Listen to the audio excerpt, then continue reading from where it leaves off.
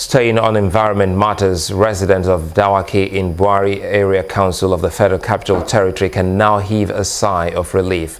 This is because piles of dirt, which served as a hindrance to free movement, is receiving some level of attention from the local authorities.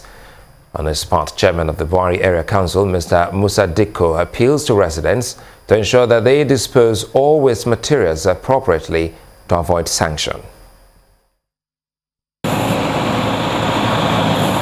What you see is an ongoing effort to reduce the hardship residents of Dawaki have had to contend with for some time now.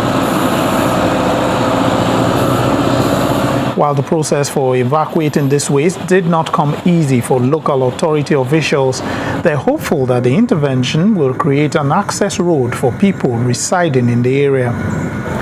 They, however, caution that appropriate waste sites should be used henceforth. We have identified all collection points. We have as well identified dump sites, and we are working specifically on those areas. In the case of Buari Area Council, we have right now a committee on sensitization, which we have commenced 3 days ago, and by Tuesday, God willing, I will be involved directly on the streets to sensitize the public, the residents of Buari Area Council, on the need to dump refuse only at appropriate areas for easy evacuation by the sanitation officers. You can see we have commenced in Dawaki. We had already spent 2 days here. Of course, we have to move out of this place because it was not easy for our equipment to evacuate this because of the water position of the area. So we are now somewhere in Kogo. We have cleared Kogo. We started with Shafa Work College axis yesterday, and certainly we are going to return back to Dawaki to make sure that the entire refuse is being cleared out of the streets and the society. Though efforts are still ongoing to totally clear out the waste, some of the residents are happy with the prompt response to clear the site. I was just going to the market when I saw the road very bad. Some students, they were finding it difficult to move. So I have to video the thing and send some pictures to the eyewitness. Those outside people that are packing those refuse, they normally dump it here. This is just their venue for dumping. This is just at the road. It's even raining and dry season. I'm very happy. I'm really happy because I just feel like sending it. I wasn't even aware that you people will visit this place. I was surprised when I saw tractor the next day when I sent it. So I'm happy. I will thank God with the neighborhood, with the people that stay in the neighborhood. We just thank God that I don't know whether it's the AMAC or the what's it called, the FCT that have come to pack the refuse here. Okay, or because before now, here you can't pass here, and the cars that comes this way have been always got stuck here. So, but we thank God that the situation is getting better. Dumping of waste at unapproved sites exposes the people to health hazards.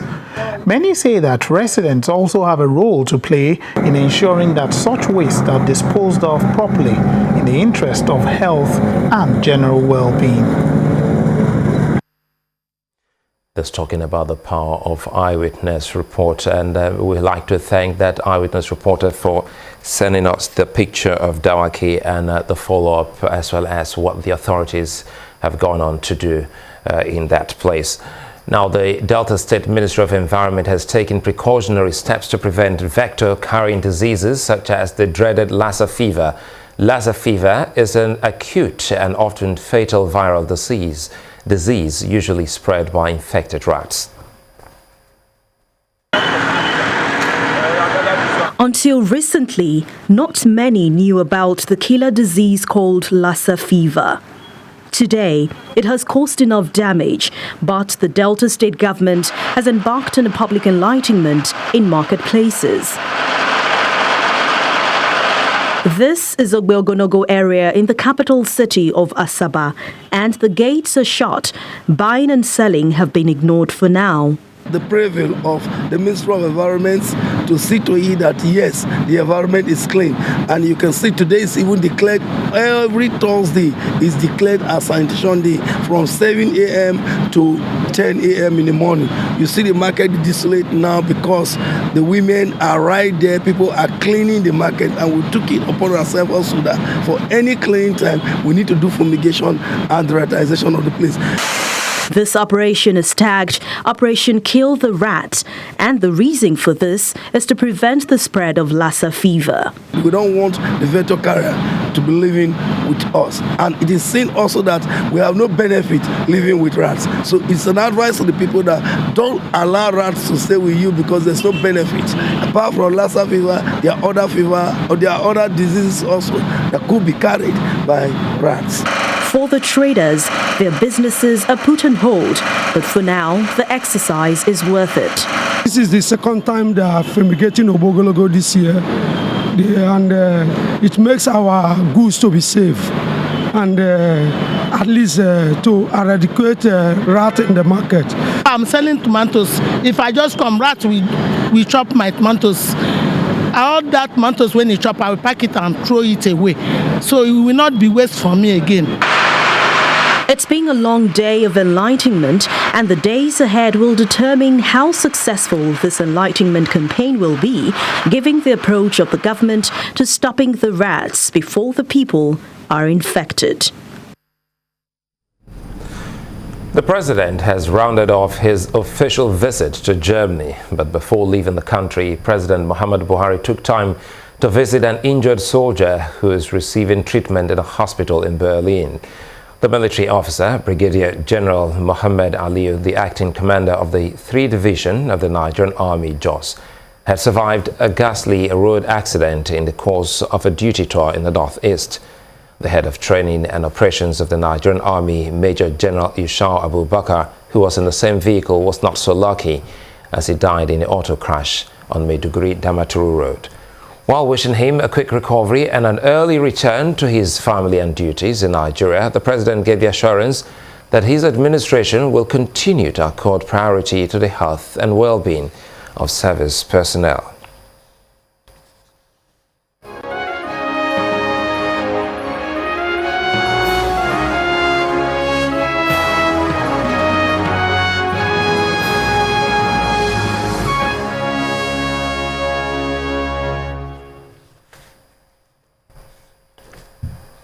The acting director of Army Public Relations, Colonel Sani Usman, says troops of Operation Lafia Dole have today intercepted and neutralized a male suicide bomber in Madagali, Adamawa State. The suicide bomber was spotted while attempting to infiltrate troops stationed along Madagali-Limankara Road. He was gunned down by a soldier when he failed to stop as directed. The gunshot also detonated his improvised explosive device vest, which was blown into pieces.